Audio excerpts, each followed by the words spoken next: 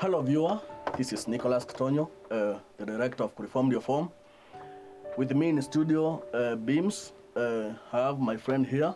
Mark Mbudia. Mark Mbudia, yes. And nami naitwa Chris Kiari. Yes, Chris Kiari. So our topic today will be on drug addiction. So I'll start with from my right. Can you tell me or tell that viewer there that is listening to and watching you, what was the drug that you were addicted to? Mwanzo nilianza na sigara.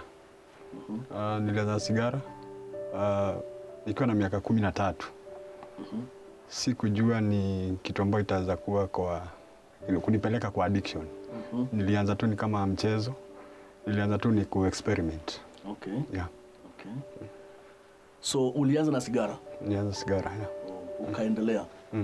Ikafika wapi aswa? Okay, ilikuwa tu ni kujaribu. Ni kwa sababu kuna vijana ambao walikuwa wameacha shule kule mtaa kwangu. Okay. Na niliona wakiwa the cool guys. Sababu wanavuta, wanatoa na mapua, na pia nilifikiria pia hata wasichana wanawapenda. Okay. So ilianza ni ku-experiment na pia hiyo sense of belonging. Nilitaka ku-belong to this group. Yes. Kidogo sikusikia ikiwa nzuri kwa sababu nilikohoa sana, ilininyonga. But hiyo force ya ku-belong to this group ndio ilinifanya hata nikaanza pia hata kujifunza hata bila wao. Yes. Naye babangu pia alikuwa anauza maji. Okay. So watu walikuwa wanunua mapeni. So pia nikaanza kuiba mapeni, nikaanza kununua. Na kidogo nikakuwa addicted. Na hiyo shida nikaitoa nyumbani, nikaipeleka shuleni. Yes. So shuleni pia nikaanza kurecruit wengine kwa sababu sasa hutaki kupotea peke yako. Yeah. Na ikakuwa inaanza kuleta shida, conflict baina yangu na walimu. Yes. Nilikuwa nasomea pale St. Mary's Karen. Na kidogo waliweza kunifukuza. Oh. Na baada ya kufukuzwa kurudi nyumbani, pia mzazi wangu alinifukuza kwa sababu alikuwa ananilipia shule lakini mimi nilianza tabia mbaya. Okay. So at 13 ndio nilianza hiyo shida ikaanza kunipeleka hata kwa chief, ikaanza kunipeleka police post, kuna hadi police post ilikuwa saizi ni police station. Okay. Na kutoka hapo niliweza kwenda nikigraduate. Nikatoka kwa sigara, nikaenda kwa pombe, nikaenda kwa miraa, nikaenda kwa bangi, baadaye ndio nikaenda kwa dawa. Okay. So nimekuwa kwa addiction kwa miaka 17. Miaka 17 kwa addiction ya drugs. Yes. Na wakati ulikuwa unatumia zile drugs, what was your relationship between your parents and the teachers? Walikuchukuliaje wakati huo? Okay, nilikuwa mimi ni nuisance kwa jamii. Kwa sababu unaona kama shuleni mamangu alikuwa anaitwa kila wakati. Kwa sababu sasa singetaka kutoroka peke yangu, nilikuwa anza kurecruit. So kila mara mamangu alikuwa, so relationship yangu na mama ikaanza kuwa mbaya. Ikakuwa pia mbaya na baba. Na pia my siblings. Yes. Because wakati nilipokuwa naanza kukunywa haufanyi kazi. Yeah. So what utafanya ndio uweze kusustain hii addiction yako, utaanza hata wizi, na mwanzo mtu huanza kwao. So like sister zangu ange charge simu walikuwa wanaichajia kwa mfuko. Juu hawezi iweka hapo chini, utachukua. Usiibe. Yeah. Umewahi iba siku moja? Mara nyingi tu. Mara nyingi tu nimeiba, mara nyingi. At one time pia hata nilishapigwa na mob juu ya hizo tabia. Okay. Ebu tuelezee kwa wakati huo ambao ulikuwa kwa drugs ukizitumia, uliweza kupata madhara gani ama ili affectiaje aidha kiafya ama hata kimasomo ama chochote ambayo ziliweza kuaffect? Mwanzo ni relationship yako na wale ambao mko, the family and then the outer kama sasa neighbors. Because ukikosa kitu ya kuiba nyumbani utaanza kusumbua the neighbors. Okay. Pili, kiafya inadhuru, like sigara, unaona meno zangu ziko colored kwa sababu ya sigara, bad breath, vitu nyingi. Na pia kabla sijaacha nilikuwa na shida na mapafu. Mapafu yangu yalikuwa yamebaki kidogo tu. So ni karibu ningepata hiyo liver cirrhosis. Okay. Ilikuwa kwa hiyo nini. So mapafu. Pia mimi nilikuwa footballer. Nilikuwa pia nakimbilia shule. Performance ya athletics ikapungua. Okay. Kwa sababu the more unatumia, the more unaweza inaanza kureduce performance yako. Okay. Na pia unaanza kuwa na shida na serikali, because unaona nilikuwa napelekwa kwa chief, niko police station, niko kotini. So unaanza kuwa na shida pia na serikali. So inakuwa na shida na family, inakuwa na neighbors na pia serikali. Na pia unaanza kuwa nuisance kwa government of Kenya, kwa sababu sasa kufanyi hata kazi, kwa hivyo hata ushuru hakuna mahali inakujia. Uchangi ushuru kwa njia yote. Yeah. So okay. Unakuwa tu ni nuisance kwa jamii as a whole. Okay. Na uliwezaje ili uweze kuondokea hiyo mchezo ya drugs? What happened? Okay, mwanzo kutaka kuacha ni lazima kwanza kukubali. Okay. Unakubali kwamba uko na shida and then una ask for help. Mara nyingi hatuachi kwa sababu watu wengi hawakubali. Bado kuna wakati bado nilikuwa najihisi kwamba bado mimi ndio ule bado mimi ndio kusema. Lakini for sure unajua kuna shida. Everybody yako kwa addiction at one point anajuanga kuna shida.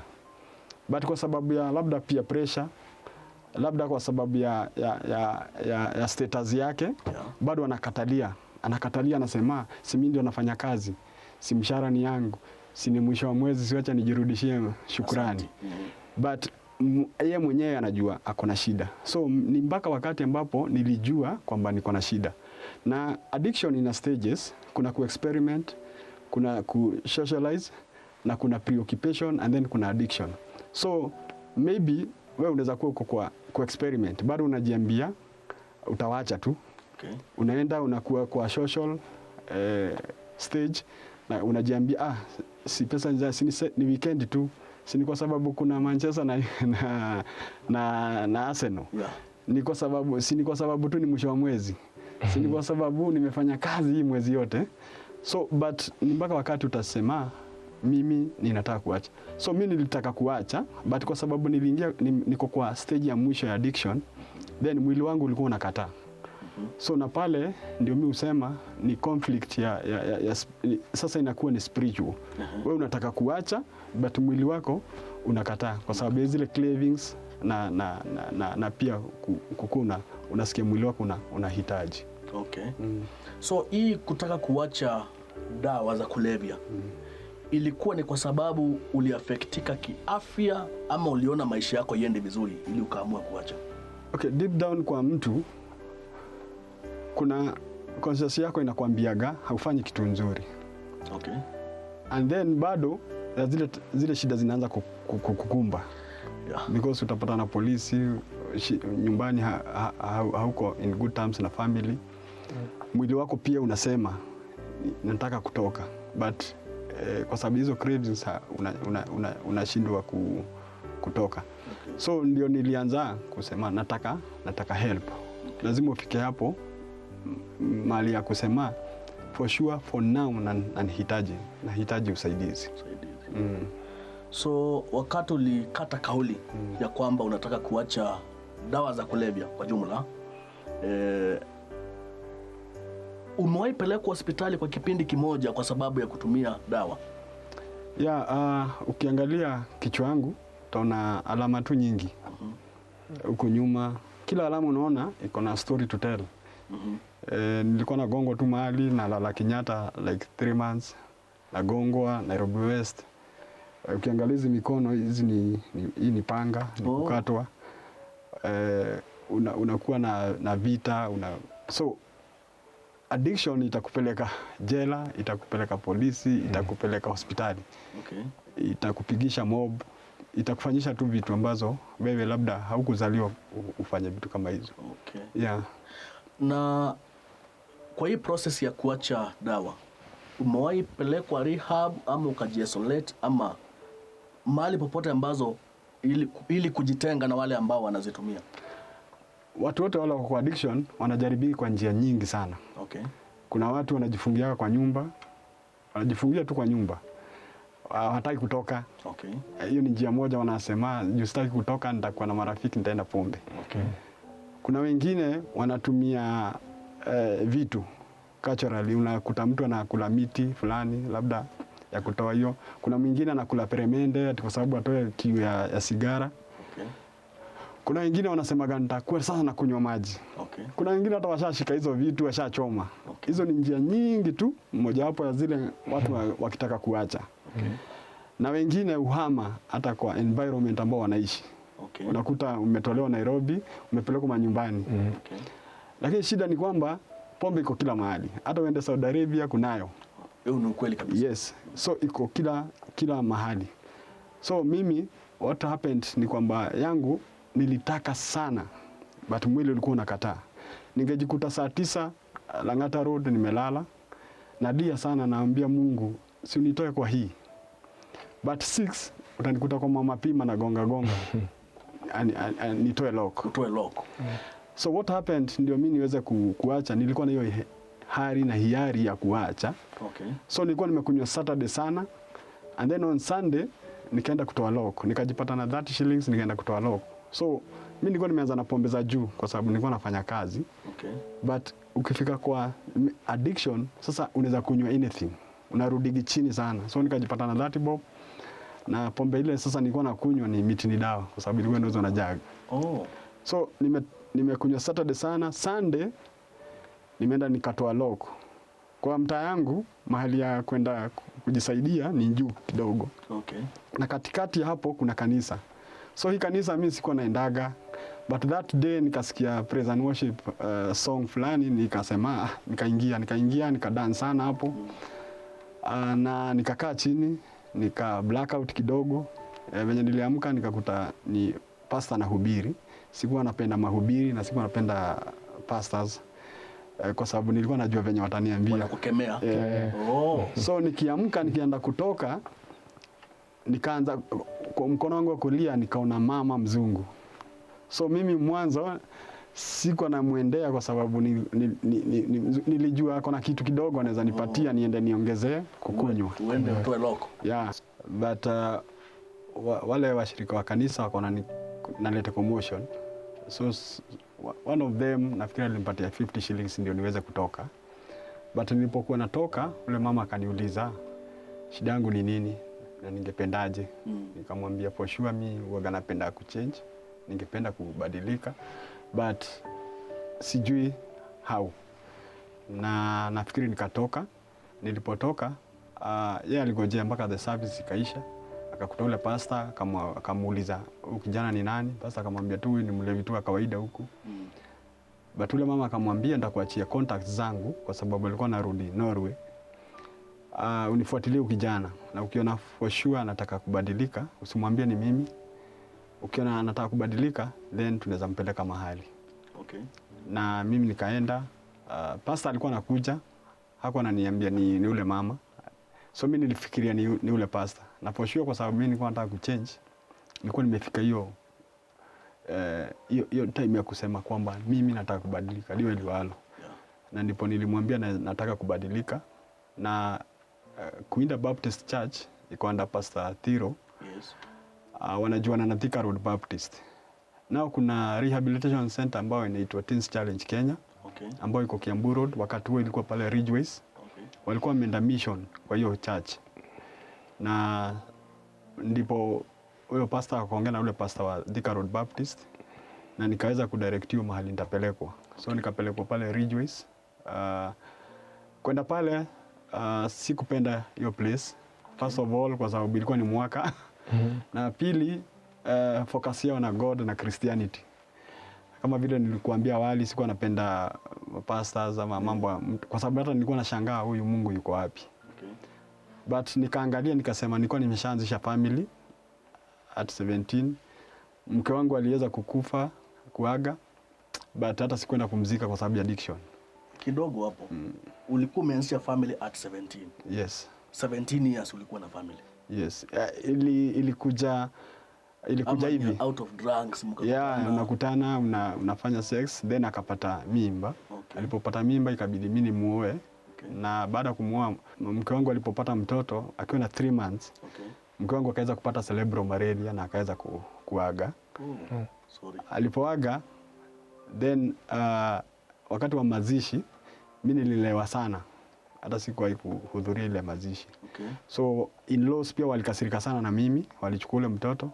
Okay. Up to date mimi nilikuwa nimeita huyu mtoto Simon Kimani. Up to date wenye tunaongea na wewe anaitwa Alex Mridhi, alichangewa jina wakati huo. Wow.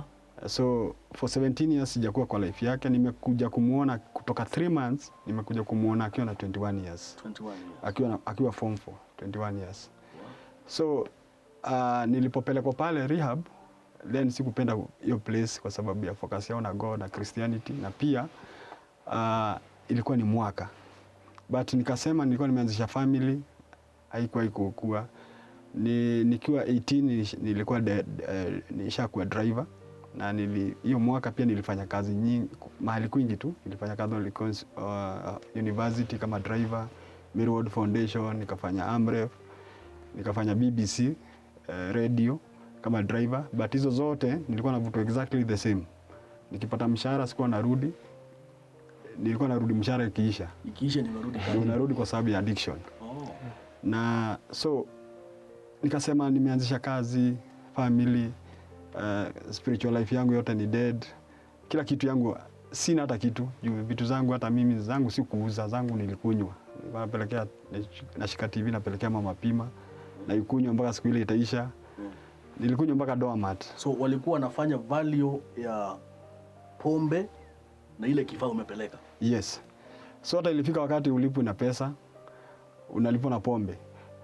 So TV ni 1,000.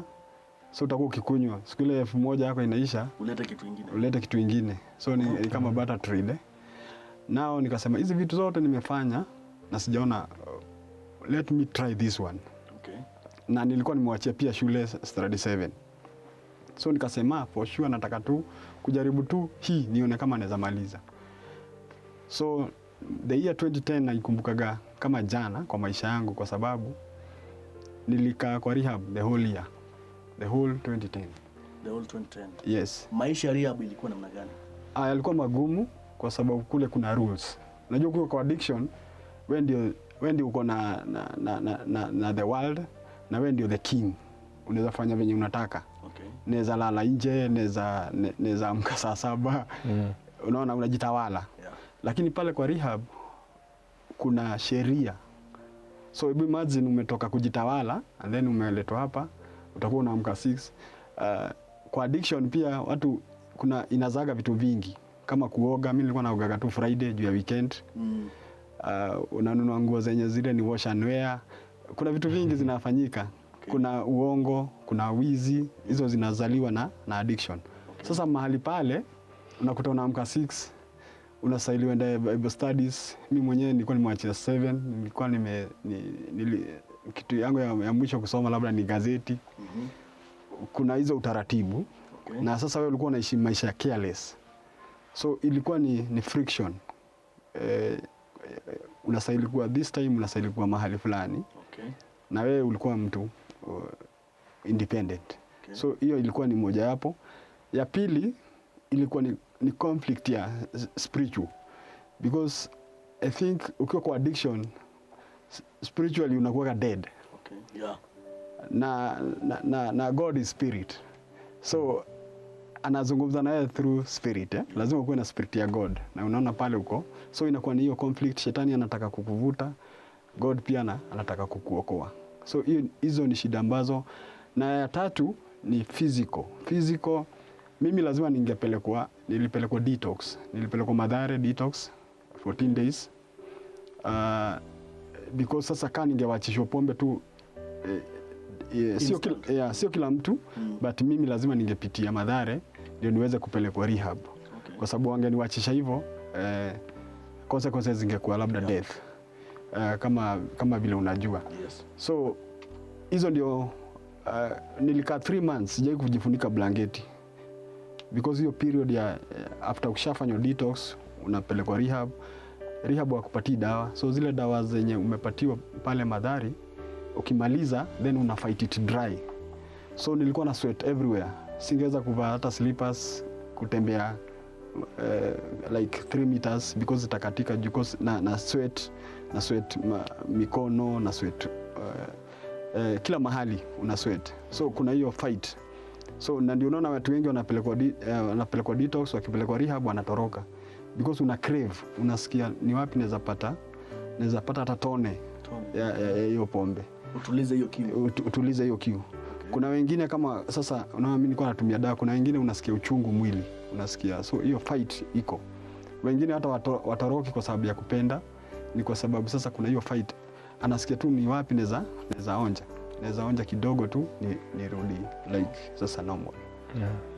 Na wakati sasa ulitoka rehab, marafiki na wale wengine walikuchukulia namna gani? Ulikuwa na the same friends or you changed them? Mwanzo nilirudi mahali tu nilikuwa. Kwa hivyo nilikuta the same people. Mimi ndio nilikuwa nimebadilika, hawa wako wamebadilika. Okay. Nirudi nikakuta the same world haiko imebadilika. By the way ilikuwa mbaya zaidi. Oh. Nilienda rehab, kuna pombe zenye sikuacha, lakini nikirudi nilizikuta. Okay. So the world ilikuwa, mimi ndio nilikuwa nimechange. So anytime ilikuwa ni ngumu kwa sababu anytime ningeenda, you see now the way I speak, by the way nilipokaa rehab exactly 1 month nika give my life to Christ, nika surrender. So sasa nimeingia church, so vile naongea, vile nafikiria, vile nasema ni vitu tofauti. Yeah. So kurudi ile mtaa nakuta ni the same people na hata labda wamezidiwa zaidi. Wale uliwacha. Yes. Okay. So whatever nilikuwa naongea ni kama vile nilikuwa na hepa mapasta. Yes. So anytime ningeenda mahali wasee wako na nianze kuongea, then wananihepa. Naona tu mmoja na anatoka. Pia wengine waliniambia wewe tumekupatia mwezi, wiki. Wengine wanasema ni venye wewe unaka kitu, ukipata kitu utarudia. So kulikuwa na hiyo, na pia trust, hata family. Mimi venye nilirudi, si ati pesa zilikuwa zinaekelewa kwa meza juu nimetoka rehab. Bado wananiangalia zile za wananiangalia hizo. Okay. Pia unakuta mtu bado kuna mahali nilienda church and then nikasalimiwa vizuri sana, but wakati nilipatiwa nafasi kujitambulisha, kurudi pale mahali nilikuwa nimekaa, mama akaanza kuchukua vibeti. Hii ni ishara gani? So trust kurudi, trust is earned. Yeah, sure. Yeah, uwezi nini. So bila unaendelea ndio trust itaanza kurudi. So si ati nilirudi sasa wakanipokea na mikono yote miwili. Okay. Even my family. Yes. Bado walikuwa wana hiyo ishish kwamba this guy bado. So but ile kitu mimi ilikuwa inanipatia moral ni kwamba kuna cousin yangu moja, katoto kake, nilikuwa nimekanyaga 5 bob kitambo nikiwa mlevi. Okay. Nikanunua sigara, kalikuwa ametumwa Reco Cube. Okay. But this time mimi ndio nilikuwa kuja na vitu. So anytime kangeniona juu nilikanyang'anya kalikuwa anatoroka. But this time kakiniona kalikuwa ananikimbilia. Okay. Hiyo ilikuwa inanipatia motisha kwamba hata mtoto for sure, hata kama hawa haoni kama nimechange, mtoto anaona kuna kitu imehappen. Yeah. Na hiyo ilinipatia motisha. Yes. Na pia kwa sababu nishaingia kanisani, so nilianza kupata marafiki wengine ambao sasa wanaongea kama vile naongea, wanafanya vitu kama vile ninafanya. Sikuwachukia wale, but hawakunielewa. Okay. Yeah. Hawakunielewa. So kuchange kwangu iliwafanya waone kama mimi ni adui. Okay. Kwa sababu hatupelekani vile. So hata pia job wise walikuwa wanaitiana job vile, sasa wakitokea weekend wataenda kukunywa. Hiyo crew Hiyo crew. Okay. So wewe wanakutenga. So at one time hata mimi nilikuwa na feel ni kama nataka kurudi huko. Kwa sababu huko ndio kuna job. Huko ndio unaona uko mahali peke yako. Yeah. So kuna hiyo time una feeling si nikuwe na wase. Yeah. Na nikikuuliza kwa saa hii ukijaribu kulinganisha maisha wakati huo ambao ulikuwa pale ndani kabisa kwa drugs na wakati huu ambao sasa ushatoka umeanza maisha mengine, baadhi uko na familia kwa saa hii? Niko na family. Niliweza kupata mke. na nimebahatika kuwa na watoto 3 sasa. Oh, that's great. Yeah. So ukicompare hiyo life unaonaje? Bado hapa kwa hivi ama umekwama kabisa mahali huko? Okay, life ninaambia wasee kwamba hiyo time 50 shillings ilikuwa na value. But kwa sababu mimi sikuwa na value hata to myself, Yes. Then hiyo 50 bob nilikuwa natumia mimi peke yangu. But now the 50 shillings haina value, but kwangu iko na value kwa sababu sasa hizi naweza nunua maziwa tukatumia watu 3. Okay. So life ile ya addiction, hakuna kitu naweza kukuambia hii nilitoka nayo. Nilifanya mjengo 8 years. Siwezi kukuonyesha hata shati nilitoka nayo kwa hiyo. Nilipata kazi kwa ministries, kwa foundations zingine kubwa. But siwezi kukuonyesha hii ndio kitu ambayo niliweza kununua. But from 2011 nilipotoka rehab, Okay. to 2021. The 17 years zangu zilikuwa ni za kilio, fedheha, kutukanwa, kuonewa. But hizi kitu ya kwanza ni peace. Peace na mimi, and then peace na God. And then now the family inafuata. Oh. Nimeweza pia nikiwa rehab niliweza kurudia michezo. Okay. Nimekuwa nikikimbia marathons, 3 marathons per year for the last 11 years. Wow. Nimetoka pale nimefungua my foundation, inaitwa Hope Revolution ama Kasoba Foundation. Kasoba. Na kuna kitu ambacho sikusema kwamba nilipotoka 2011, 2012 nikiwa na miaka 32 niliweza kurudi shule, started 7, nikafanya 7 and 8. Wow. Nikapata 295 out of 500, nilifanyia pale Langata Road Primary. Wow. Nimerudi pale pia nikisoma tu hizo za watu wazima. Okay. Equity Bank walikuja wakanisomesha how to do business. Yes. So nilitoka huko na certificate ya primary na nikatoka na business. Nimerudi nimeenda East Africa School of Theology kule Buruburu, nimesomea reaching out through sports. Okay. Nimesoma Sitam Karen pia kuna course ambazo wamenifanyisha. Okay. So basically niko like 14 certificates. Wow. Ambazo nimefanya. Na baadaye nikarudi mtaa. Kabla nirudi mtaa 2013 nikaweza kubahatika kulingana na masomo ile nimesoma. Okay. Na nikaweza kurudi to the same rehab nilienda 2010 kama mwalimu. Wow. So nimekuwa mwalimu wa Teen Challenge Kenya, mwalimu for 7 years. Hadi 2019. Wow. Na 2019 ndio nikafeel hiyo ndio the first job ambayo sikuwahi kuvutwa. Niliwapatia notice ya 3 months nataka kuenda mtaa. Okay. Kukuja kuserve my community. Yeah.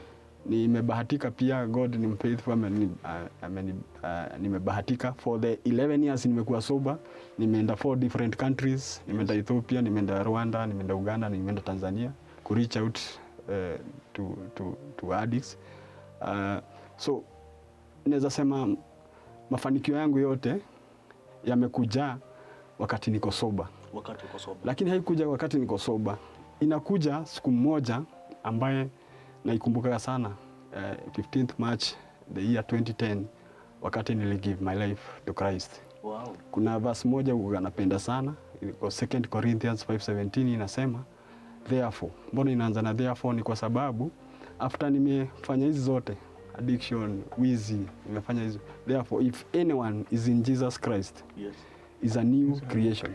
Wow. Ama Bible nyingine inasema if anyone is in Jesus Christ is a new creature. So it doesn't matter ulikuwa mlevi, kahaba ama ulikuwa mwizi. Okay.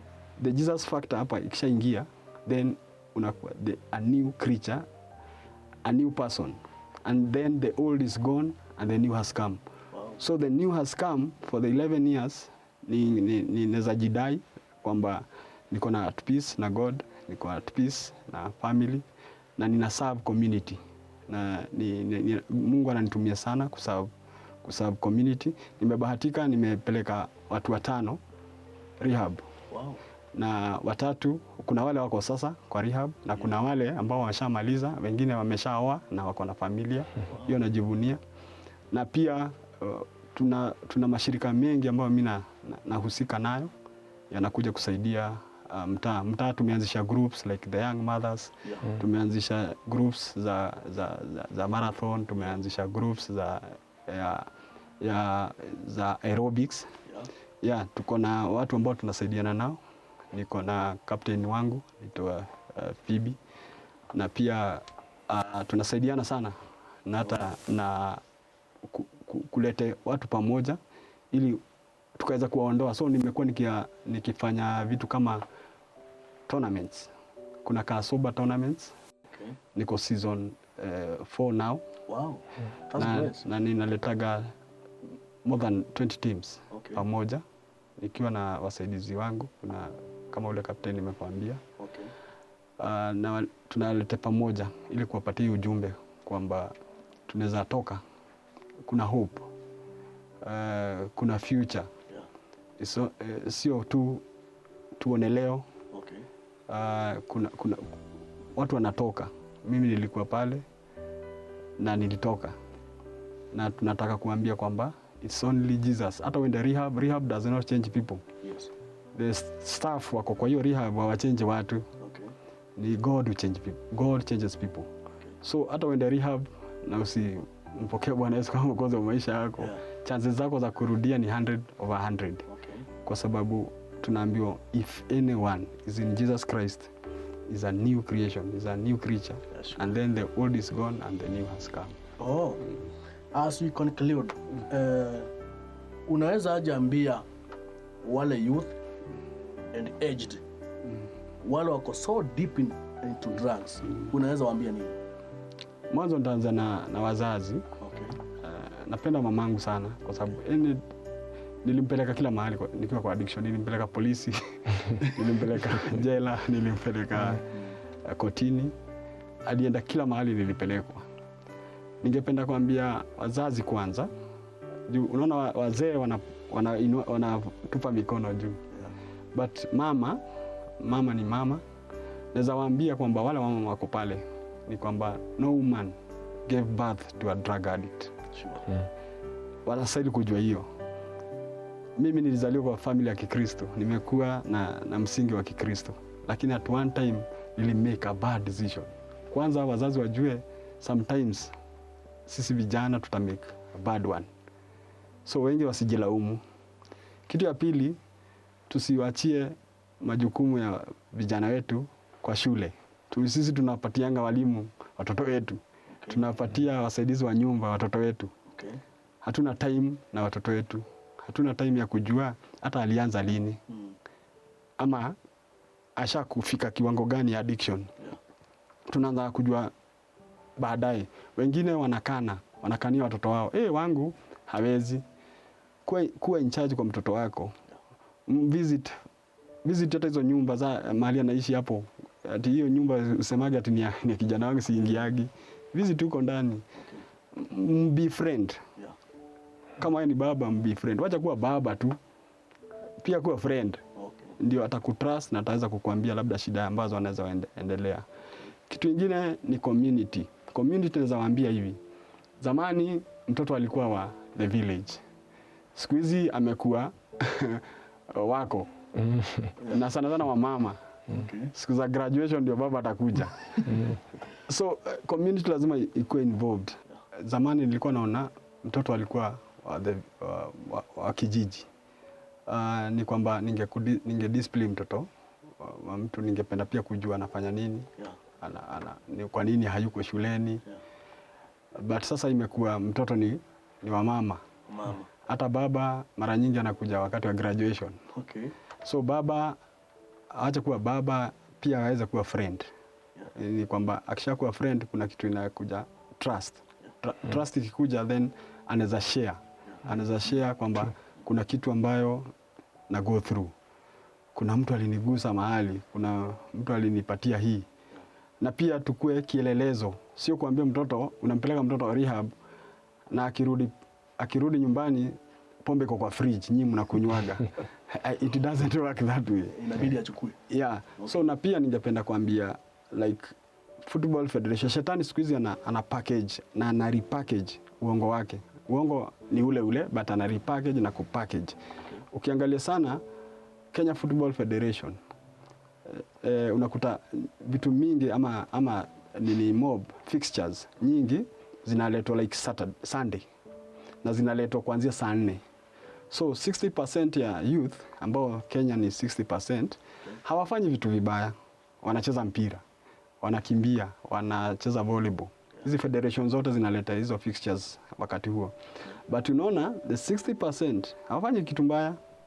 Physically wanaendelea kukua fit. Wako kwa sports. But kwa sababu wako na fixtures lazima wazihone. So this 60% ukiangalia sana hawataenda kanisani. Because wako wanafanya kitu mzuri but wako. So unakuta tunakuza vijana ambao wako healthy, physically wako fit but spiritually wako dead.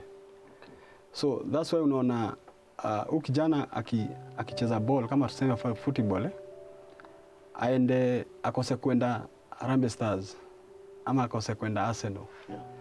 Then ukienda Kamiti, ninatembea Kamiti, most of the footballers wako huko. Because ilifika mahali, because football inachezwa 15 years peke yake. Okay. So in 15 years usipokuwa hujaenda Harambee Stars, hujaenda Premier League ama hujaenda English Premier League, then unaanza kuwa frustrated. Na ndio unaona wengi wanaingia wizi wa simu na wanaingia kwa drugs. Okay. So ni lazima tujaribu tuonyeshe kwamba vijana sio lazima wakuwe physically fit peke yake. Okay. Lazima emotionally, spiritually na physical na hata pia financially ziandamane kwa sababu God ndiye anapatiana talent. Yeah, sure. But ana process yake ya kuzipatiana. Kwa Biblia inasema kwamba aliwapatia talanta na akasema atarudi kuangalia walifanya nini nazo. So kila mtu akona talent. Yeah, sure. Lakini sio tukupeleke jehanamu.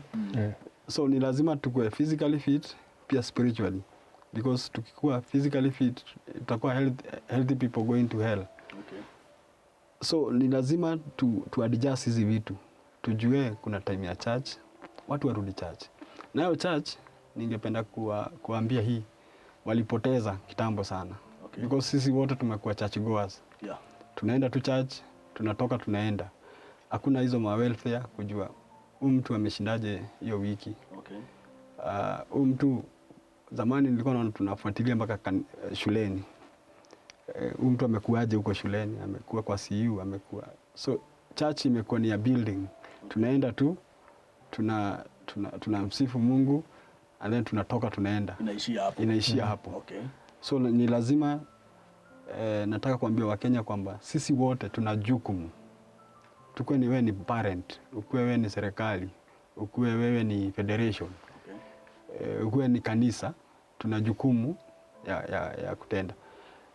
Miradi nyingine kama hizi inaletwa na serikali, hizi kasoba, unapatia vijana pesa. Hiyo ina fail na ita fail na haitawahi kwa nini? Kwa sababu unampatia kazi na unamfund kwenda kukunywa because spiritually yako dead. Okay. Ni mpaka wakati ambapo tutaweza kuambia vijana ni aje, ni time yetu kurudi kwa Mungu. Okay. I don't believe addiction ni disease because kama ni disease kungekuwa na hospitali ya kupeleka. Yeah, sure. Ni tunakuwa spiritually, tunakuwa tumempotelea Mwenyezi Mungu. Okay. Ni wakati wetu kumrudia Mwenyezi Mungu. Okay. Na nafikiria tukifanya hiyo then our society, our neighbors zitakuwa safe. Wow. Thank you very much, Mr. Chris. Now, viewer, we want to hear the other side of Mark. Yes. Now, Mark, yes. What do you do? As of now, I'm finished college. Yes. I was studying videography and sound engineering. Okay. Yes. For how long have you been in drugs? It started off in primary when I used to be with my friends huko kwa store. Yeah, and it was just a habit whereby I used to go to my neighbor's friend. The dad was a smoker. He used to leave a bit of like when when you're finished with the ciggies, Yeah. there's a point where he dumps them. The reminder. Or the rest. Yeah. Okay. So so after that, when my friend used to call me, we go to his place. We could go there. There was once he just showed me at even though daddy ufanya. This is how he does. So he took it and started off. Then that's how my addiction started. And that time I was in class 6. Wow, class 6. How old were you at that time? If I can guess, maybe around 13, 14 up. 13, 14. Yeah, Being in drugs. that's when it kicks off. So funny. Okay. Yeah. Now, in that time, what kind of drugs were you taking? How did you start? How did it graduate? And what was your most favorite drug at that time? Can you tell us? At first, as I said, it started with cigarettes. Yes. Of which it became a habit. I used to go to his place when dad is not there. Addicted to that. Then I moved to chewing cat, Mira. Mira, okay. Mira, with just social friends, having the time of friends. Okay. Holiday in Africa, you come, you take those things. Yeah. Then from there, I moved to weed, Okay. bangi. Bangi. Yeah, but my favorite was that one. I hear bangi is so sweet. It's Is it true? For now, I don't know. Is it true? For now, I don't know, but Is it that's true? what others says. Other the viewers, they'll know. Okay. But they say it's sweet. Yeah, for me, that back then it was. It was, It right? was very. Okay. And it boosted to now going to pharmaceuticals. Wow. So I did ilikuwa inaitwa mablu. Mabulu. Yeah. What is we call it mabulu? mablu. Hebu tueleze. It's a PCP. PCP. PCP is like a drug whereby it's used for mental. For seduction, to feel some. To feel some. Kufanya mtu alale. Yo. Right? Yeah. Oh. Then from that I moved to syrup. Okay. Now syrup was where it's called codeine. Before they burnt it. Oh. There was a time where pharmaceuticals used to see that benylin cough syrup. Okay. This cough syrup was being used because of the effects that was taken during night time. Yes. When they say you take this during night time. Yes. So that's how that effect we could abuse with it. So ulikuwa unachukua chupa yote unameza ama what was happening? You could mix half with soda, half the benylin. Okay. So after that it's just sipping tu kidogo. You can be called 5 times, that's when you react. Okay. You just So wewe ulitumia dawa bila kungojeka. Ndio. So unaenda kwa pharmacy unanunua benylin. Yes. Na wewe si mgonjwa. Ndio. Unaiwekelea Ndio. ili upate ulevi. Ndio. So funny. Okay. Yeah.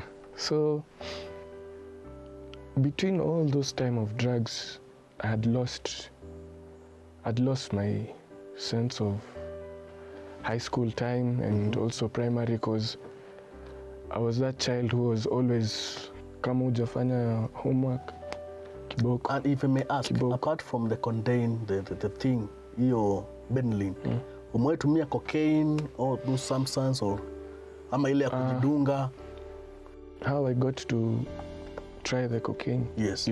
It was, I had gone to Mombasa, and they try to put weed with quality. Okay. They can tell you this one is the best. This but is number one. Number one. So wanazipea numbers. Yeah. This is the number one with the grades they do. Yes. So he tells you this is Shashamani, this is high grade, but he told me this is You said Shasha? Shashamani. Shashamani.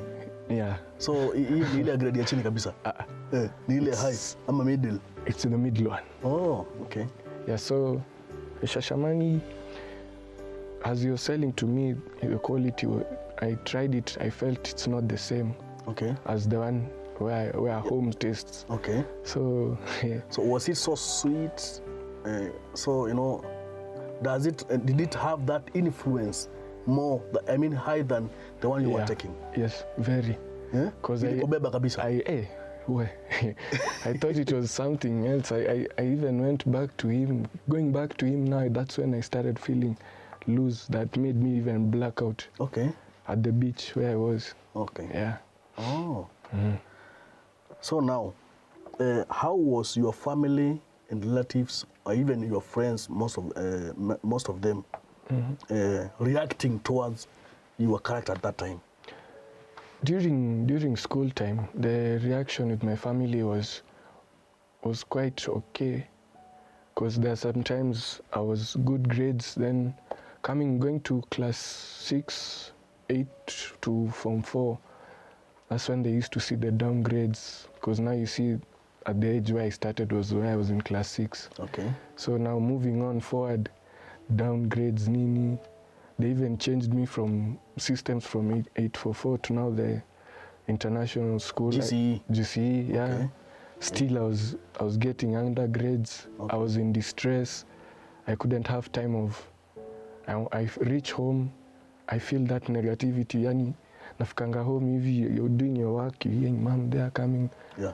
mara amekupiga or something, Yeah. or she finds your t-shirt is having to green. Okay. What was That this? greenweed. Yeah. Oh. So now, my auntie could be washing, then she tells mom anakuja. Yeah. Me, I'm doing homework nicely, and she knows I've come well. Beating, nini. And were you having problem with teachers? Yes, I was. Yeah. Kuruka shule kwenda kuziendea? Yeah, kuruka shule. I was even once a peddler. Wow. I used to make my own cookies. Juu sasa, in school hakuna cha kuakisha moshi. Yeah. So I used to make my own cookies. The cookies that we eat?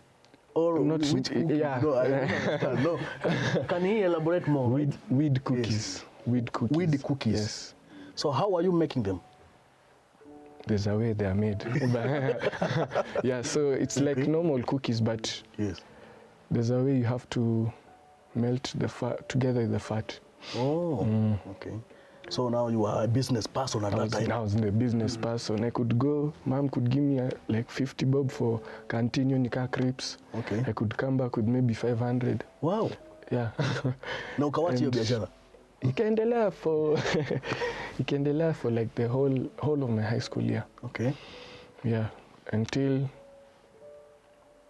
mom used to see now I'm buying my own clothes. There's hata ajui niko biashara. I'm still having my own clothes. She asks me for some cash, nampea kidogo, but at the same time she would ask me, where is this from? I just say, ni ule nini, just from me too. Oh, unadanganya tu mahali pesa just kutoka. give an excuse, alafu inatokea hapo. Ajai suspect kama kuna kitu unauza ama unaiba pesa ama ajai suspect kama hiyo? I'll notice when I started stealing from her. Oh. The times where kuna time one of the Sundays, almost Sundays, nilikuwa napima Sundays because she could leave her handbag, we are getting ready, ameenda bafu.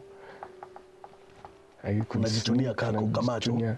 Lakini isipite 200 because between 50 to as you notice, yeah. Okay. So yeah, so after that things started getting off now.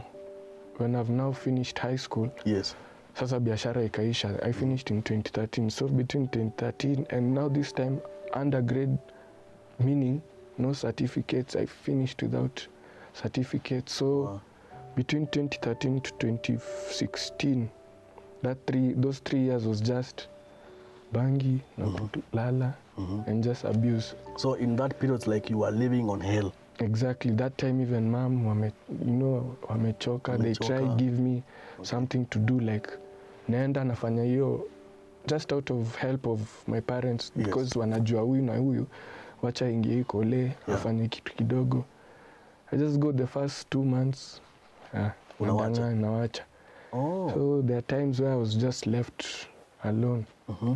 I come in the house, everyone wanaenda tu kwao. You felt rejected. Exactly. I felt rejected from the family and also the whole family. Okay.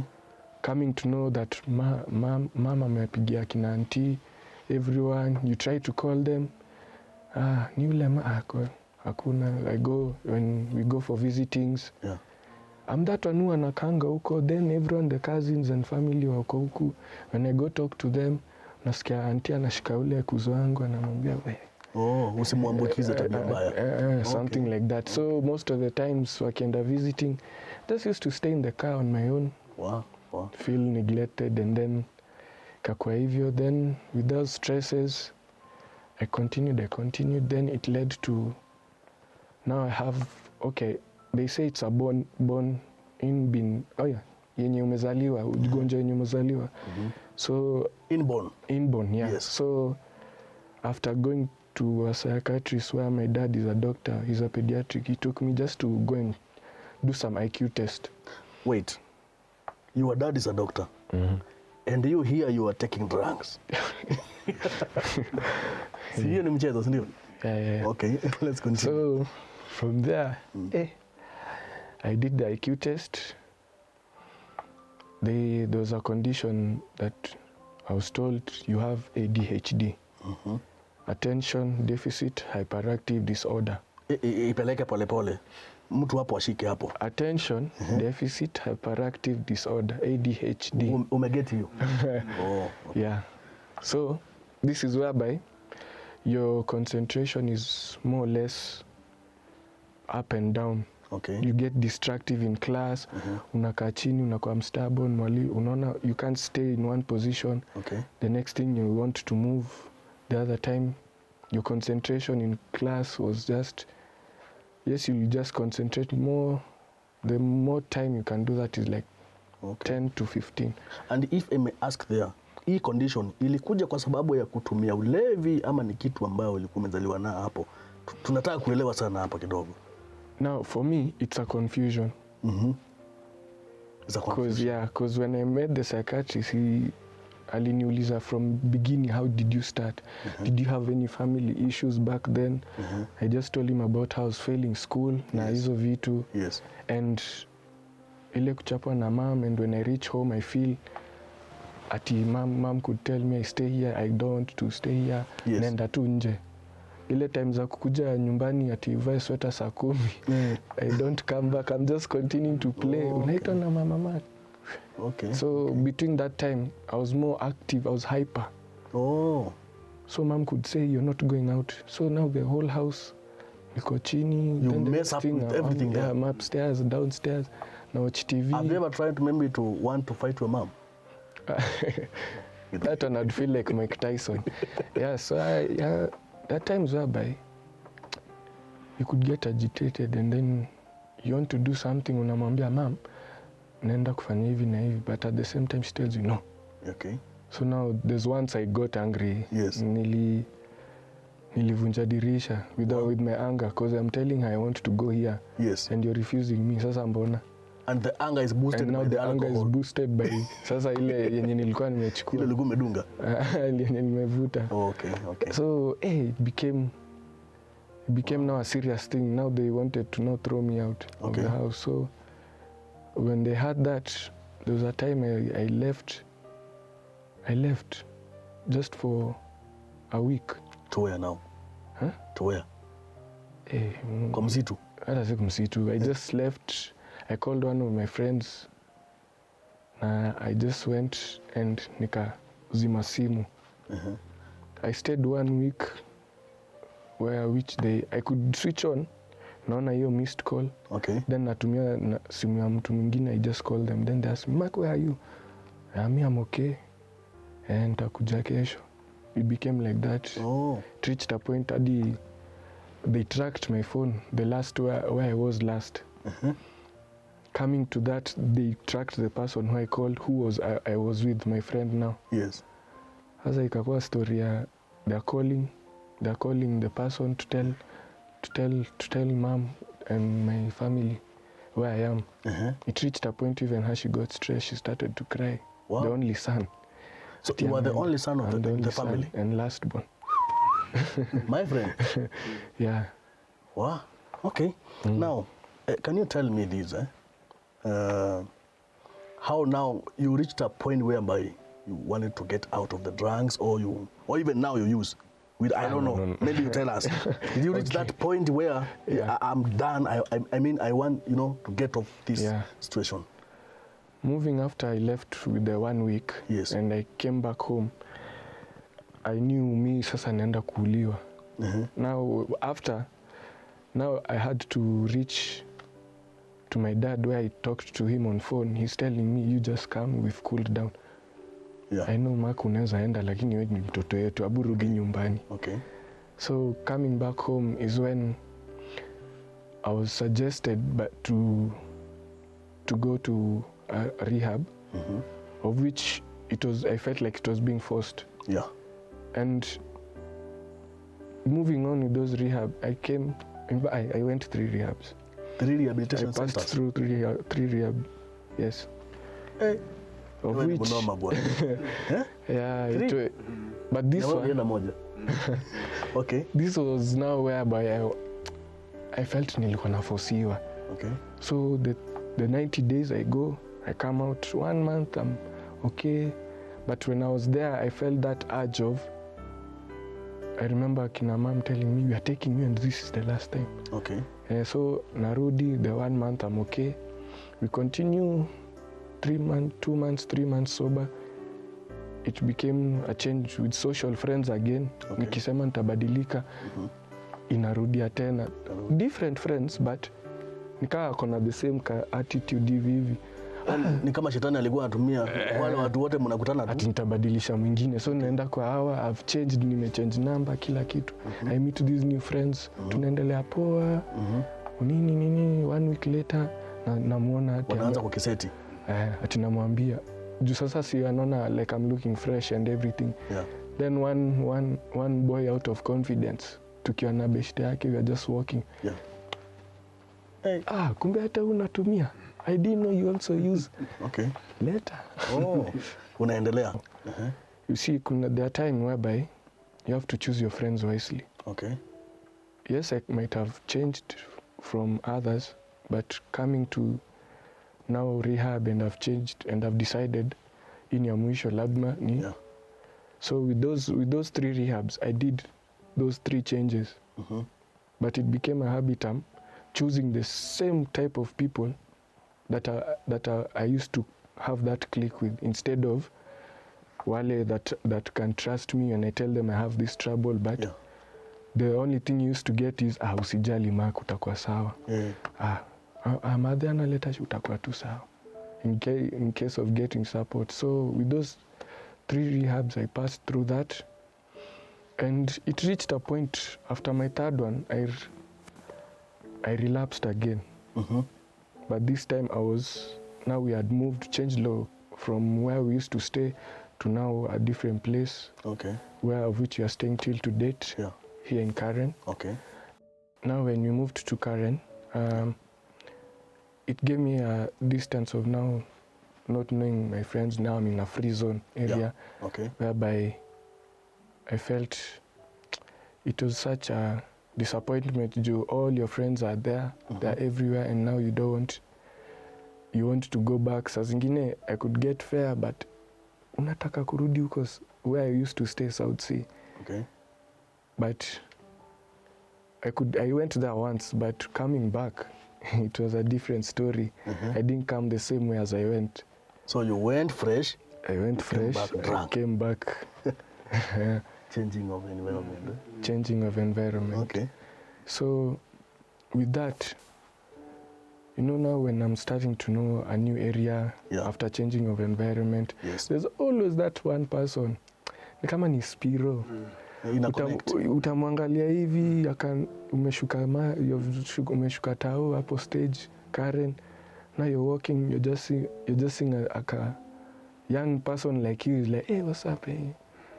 Yeah, you look new here. I stayed down this way. Oh, even me, I stayed down this way. Okay. Then you know his area, he shows you around. Yes. Then one time, after knowing all these people, I got to know others. Hadi watu wa boda. Like they can take me from stage to now home. Yes. Now with the boda guys, there's one stop they know. Ukiwa kwa njia.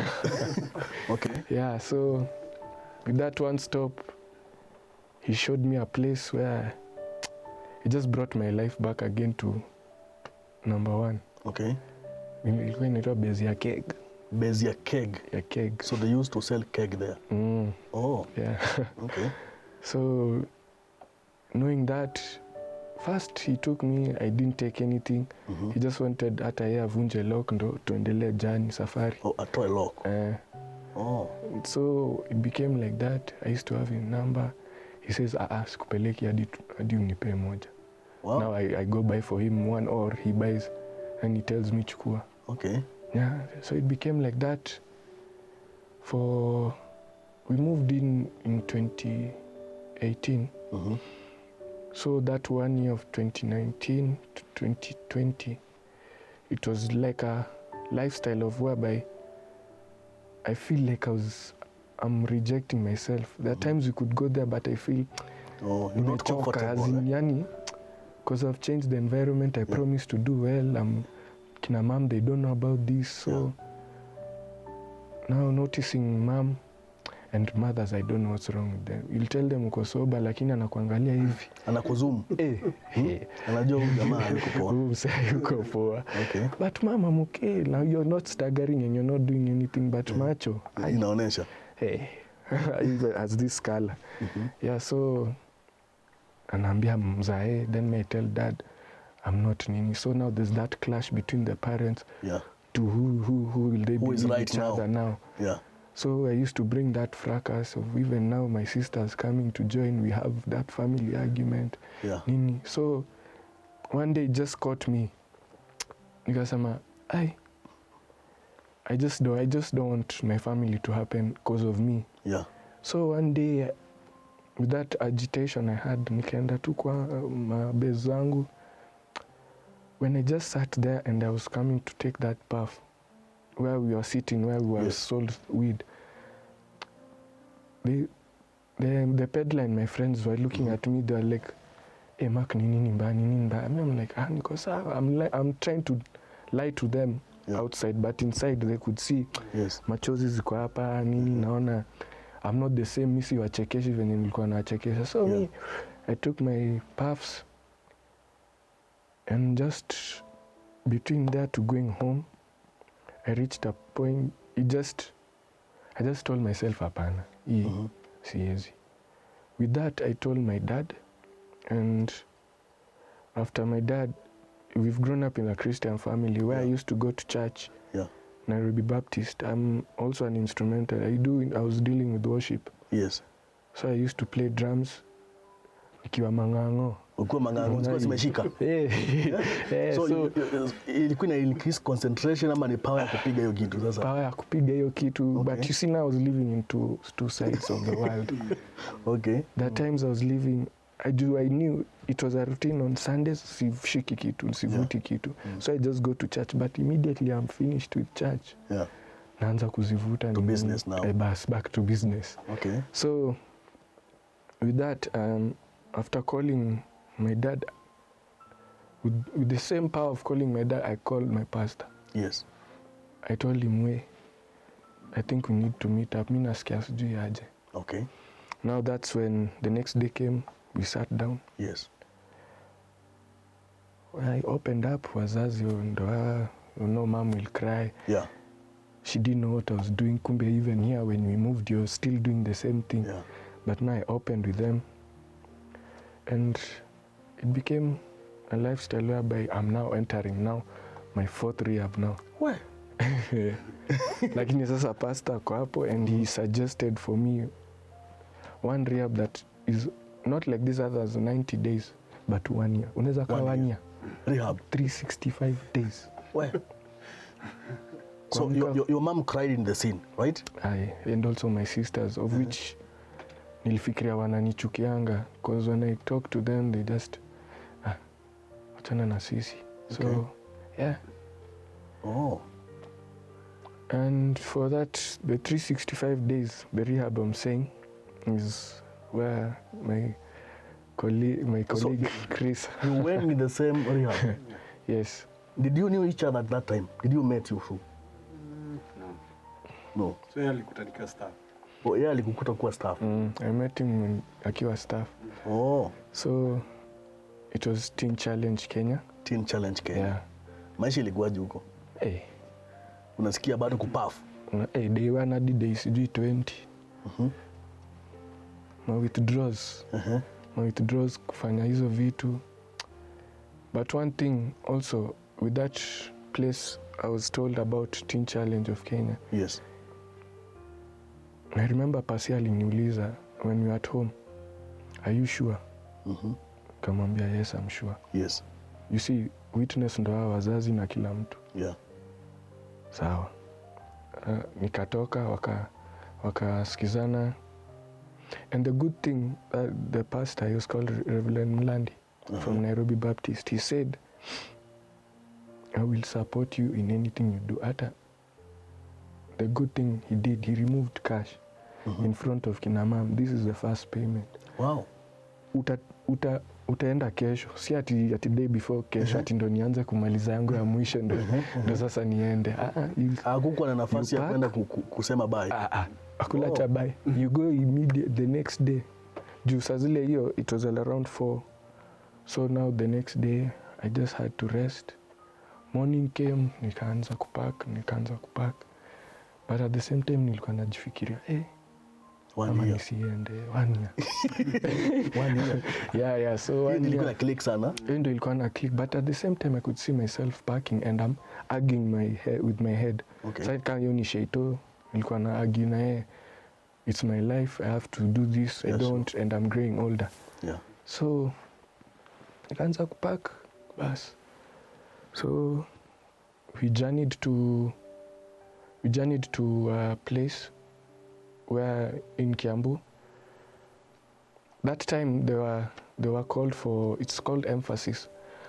Emphasis is whereby it's a 3-day conference where now all the teen challenge, the different branches, they come together, they have a 3-day. Okay. Emphasis is nika spiritual. Oh. Unahubiriwa with different pastors. Hata wao wakiwa hiyo shida, how they transformed. You're taught about new things of how to grow out of it. Okay. Yeah, spiritually. Ukapata moral sasa. Nikaanza kujijaza. Okay. That was my first day. Yeah. Because when I reached there, I saw one who gave confessions. Yeah. I reached that time, so I heard their stories, going for the emphasis. It was the last day, so I came on that Sunday. Yeah. Then it ended. So I was feeling deep down, I have my friends here. Yeah. I have my friends. Hapa niko na friends zangu. Juu, where I was seated, I don't know the next guy, kaa hata yeye ni mmoja wao. Unaanzanga, greet your neighbor, umwambia sijui nini. Yes. Mnagotana. Hivyo. But me, at that time, I was still feeling, mambo ya church tena nini. But I felt like it was so free. There was happiness there and joy. Alafu ananiuliza, what's your name, Mark? When you are Teen Challenge, hapo nilikuwa nagwa. Nilikuwa nasema but I was to join them. But with that, I felt there was a free spirit. I felt warm. I felt with what I needed. I think this is the one. So that's when I joined Teen Challenge of Kenya. Okay. And ilibidi niende that 1 year. 1 year? Yes. Ukingangana tu? It was even from nganganaing the 1 to 20 days coming on to now the 100s, 300. It was worth it. Ukiwa Teens Challenge, have you ever thought of smoking or even taking a drug? To say the truth, yes, you can think about it. You did? Yes, I did. Okay. Because, And how did you deal with the situation? There are times whereby we used to have chapel time in the morning hours. Yeah, between 8 to 9 there, somewhere around there. There are times, and also Bible 6 to 7, Bible reading. Now that is where it's called QT, quiet time. QT, quiet time. QT, quiet time. Unamshwa kaa boda 6. Where? Uko kwa hall. Na kina Chris. Yeye ni mwalimu. Okay. So wanakuamsha 6, you're there to 7. Now that is when I used to feel, because there are times where I just put the Bible there. Yes. Alafu kuna mtu the person stays there with you guys when you're having your quiet time. As ingine naka kitabu hivi alafu na dose. una dose. So then you're told what's the verse you've read today. Zinaanza kulipuka ama Okay. Yeah, because of the fatigue and withdrawals. Yeah, sure. That one you're allowed to do it, but between the first week, because you'll be allowed to do that. Okay. So when nilikuwa na utaki, it used to happen mostly in the morning. I could read just for reading, but going through the program of chapel, Bible reading, counseling session, like that, for those 20 days. Now I was reading for a purpose. The Bible now. The Bible now. Oh. Because zingine, the first 20 was just there. So with that, it took transformation, change. Pole pole. Okay. And that is when I knew that there was someone who was caring for me, and he needed me to hear the call. Wow. And that's how I changed my life. And since then, it's been great. Yeah. That's very great. Now, you came out of Teens Challenge after 1 year, right? And there are those friends that you left behind when you were going there in your new home, that is Karen, right? Yeah. When you came back, did they reject you, or what was the reaction? Friends will be friends. Niliwadanganya nimeenda Dubai. And sasa ndo nimerudi. Because you can't tell them ati uliongopa yani niliogopa wasikuteme. Okay. Ati nimeenda Dubai. So wamenipitisha kwa dirisha. I'm saying goodbye to them. So I went. Okay. So the Dubai, coming back, you see. Dubai. The Dubai. Okay. So coming back, they've seen, I'm fresh, I'm looking healthy. Yeah. Hata wengine walifikiria niliingia jeshi. So when I used to go to them, anaenda kumgotea hivi. Naona yenyewe. Anaanza kwenda hivi. Wanaanza kuepa. Okay. But, truth comes. Yeah, sure. You'll talk with them. The first day they'll neglect, they'll start saying fishy stuff. But when you tell them the truth, unakumbuka ile Dubai nilienda? Haikuwa Dubai. Ilikuwa bezi nilienda. Nilitaka kubadilisha maisha. Okay. Even others told me, manze keep it up. Atna bado yeye anaendelea. Anakula na anakuambia keep up. Lakini but ananiambia enyewe Mark, hiyo ni kweli. So you see, you leave them with the mindset of enyewe. Kama mse amechange, hata mimi acha nijaribu. Yeah.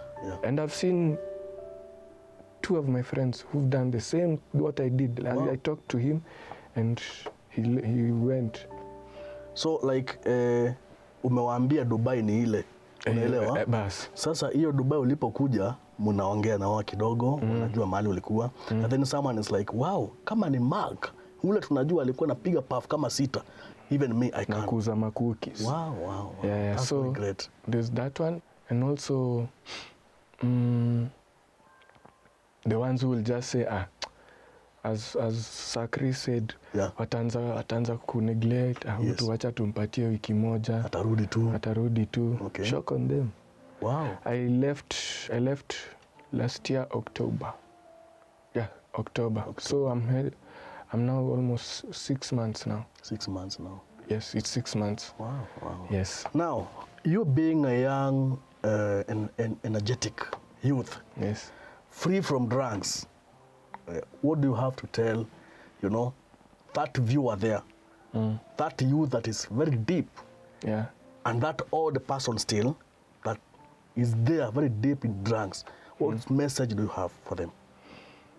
As a young person to the old users. All users, both the old and... What I can tell them is that you're a parent to someone. Now, they need your help. Right. You never go to abuse just to make your daughter or son look at you and tell you, enyewe daddy wewe mbona unafanya hivi, ama mami, me don't. And they'll feel the neglect that they don't to do what you're doing. Yeah. But as long as they'll notice that you're having that courage of, yes, even your daughter or son can help you, but at the same time, prayers work. Prayers work. You believe prayers work. I pray for mommy, I pray for daddy, whatever he's doing, I want him to stop that alcoholism, I want him to stop those drugs. Jesus, whatever religion you do, maybe it be Islam or that, just pray and just believe that all shall be possible. And for the youth, yes, there's been social media side, yes, whereby we watch something to be like them. Okay. Shika unashika. Ebu nielezee vizuri. You watch something, you want to be like them. Yeah. Like you want to copy someone's behavior. Exactly. Oh, I get. To copy someone's behavior. Yeah. Kusema example, kama unataka kuwa Calligraph Jones. Yeah. You see his actions and what he does. Yes. In other videos, you see like the abroad videos. Yeah. You see what they do, the drug intakes. Yeah. Nini. You have that attitude. Kama ya kina Odi, Gengeton. You see the different sectors. That is not in a bad way, but that is what they wanted. But for you to believe that's what you want, you have to know who you are first. Okay. Yeah. Okay. So you Come just when Mark, be just Mark. Don't be that Mark of television you saw somewhere or magazine. Exactly. You know, or social media. Carry who you are. Okay. Because you never know. Sasa kama nimemwochi mse anafanya hizo vitu, I'll come up with this style, naanza kuvaka yeye, then you ask why do you do this? Yo man, alafu naanza kuongea kaa yeye just because I want to feel like that guy. Unaongea kama rapa hivi. They talk like that. Yeah. So I urge youth, this is our generation, like others will go, us will continue the journey, and with whatever they do, I just want to use them with passion. Whatever talent they do it with passion and not just imitating someone else. Yes, sure. Do it for you, because you never know what will happen. Sure. Yeah. Now, in your final word to the society and nation at whole, what can you say? You as Mark now. Yes, now tell that viewer there. You know that viewer might be a politician, might be your dad, might be someone even spiritual. You know, we are all in one Kenya. Yeah. Yes, we belong to one society still. What I can say, it's unity. Unity. Yeah. Okay. See, unity is whereby we have that Kenyan style of when ni Mkikuyu, when ni Mjaluo, mimi sitakangi hizo. Why can we be all of us together? Togetherness. Yeah, together. Be it the politicians, be it what, because everything that you're fighting for here in Kenya is just with tribe. Yeah. It's just with tribe.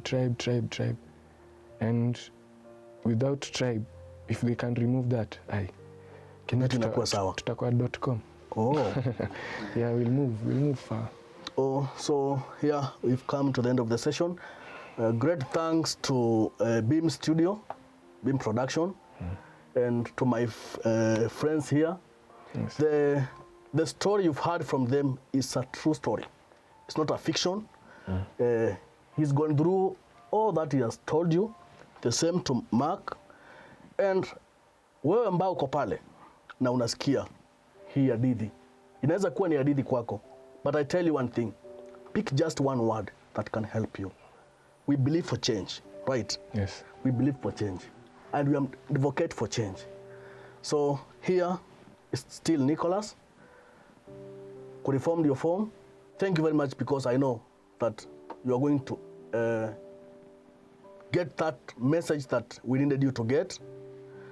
To my friends here, my Chris, thank you very much for coming. God bless you so much. Mark, thank you very much. After here, we are going for coffee. Yes. Yes. I like that. Okay. Yeah. Yeah.